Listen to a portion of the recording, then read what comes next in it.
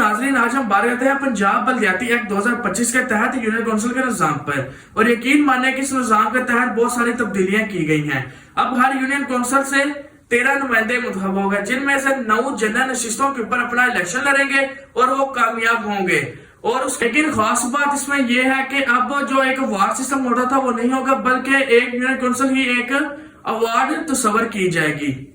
9 general councillor ने आगे जाके अपना चेयरमैन और वाइस चेयरमैन मुंतखब करना है। और इसके साथ साथ नाज़रीन 4 मखसूस नशिस्तें होंगी, जिनमें से एक खवातीन की नशिस्त, एक अक़लियत की नशिस्त, एक मजदूर और किसान की नशिस्त और एक होगी यूथ काउंसिलर की नशिस्त। अगर एक यूनियन काउंसिल के अंदर आपको अक़लियत की नशिस्त नहीं मिलती तो वहां 12 लोग तस्वर किए जाएंगे। अब दिलचस्प बात नाज़रीन इसमें यह है कि अगर किसी ने यूनियन काउंसिल का चेयरमैन बनना है तो उसको सबसे पहले जनरल काउंसिलर मुंतखब होना होगा। और इसके साथ साथ नाज़रीन अगर उसने तहसील का चेयरमैन बनना है तो उसको यूनियन काउंसिल का चेयरमैन मुंतखब होना होगा।